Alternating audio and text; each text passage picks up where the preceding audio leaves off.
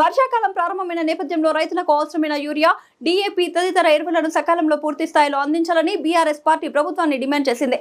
ఇప్పటి వరకు గోదాములు, మార్కెట్ యార్డుల ద్వారా ఎరువుల పంపిణీ సక్రమంగా జరగకపోగా సంబంధిత యాప్లు కూడా పనిచేయక రైతులు తీవ్ర ఇబ్బందులు ఎదుర్కొంటున్నారు. గ్రామాల్లో వర్షాలు కురుస్తున్నప్పటికీ విద్యుత్ సరఫరా సక్రమంగా లేక రైతులు సాగునీటి కోసం ఇబ్బందులు పడుతున్నారు. గత 2 ఏళ్లుగా చెరువులు, కుంటలు, కాల్వలకు ఎలాంటి మరమ్మతులు చేపట్టకపోవడంతో తూములు దెబ్బతిని అలుగుల ద్వారా నీరు వృధాగా పోతూ రైతులకు నష్టం కలుగుతోంది. ఈ సమస్యలపై ఇప్పటికే ఇరిగేషన్ మంత్రికి కూడా వినతి పత్రం అందజేశామని తెలిపారు. యాప్ కూడా పనిచేయట్లేదు.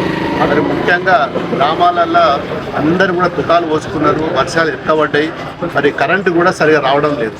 మరి ఆ కరెంటు విషయంలో కానీ మరి రేపు వర్షాకాలం వస్తుంది. మరి చెర్లు, కుంటలకు కూడా మరి రిపేర్ చేయించుకోవాలి. ఎక్కడ కానీ చాలా గ్రామాల నుంచి మాకు ఫిర్యాదులు వస్తున్నాయి. మా చెరువు మరి పాడైంది, మా తూములు ఖరాబ్ అయినాయి, మరి అల్లులకి వెళ్ళి గండి పడ్డాయి, గతంలో వర్షాలు బాగా పడ్డాయి. ఇప్పటి వరకు కూడా 2 సంవత్సరాల నుంచి కూడా ఎక్కడ కూడా రిపేర్లు కాలేదు చెరువు, కుంటలని చెప్పి మరి రైతుల నుంచి ఫిర్యాదులు వస్తున్నాయి. మరి వీటన్నిటి మీద దృష్టి సాధించి ప్రతి మీటింగ్లో కూడా మరి మేము ఇరిగేషన్ మంత్రి గారికి కూడా చెప్పినాం. ఈ చెర్ల మీద, కుంటల మీద, కాలువల మీద పూర్తి స్థాయిలో మరి అవగాహన సదస్సు పెట్టి ఏ గ్రామంలో ఏ ఇబ్బంది ఉన్నది, ఏ చెరువుకి ఏ ఇబ్బంది ఉన్నది, ఏ కుంటకి ఏ ఇబ్బంది ఉన్నది, వర్షాలు పడి బొంగలు పడి నీళ్ళు పోతే మరి రైతులు నష్టపోతారు. మరి రైతుల కోసం పట్టించుకోవాలని చెప్పి ఎన్నో సందర్భాలు చెప్పడం జరిగినది.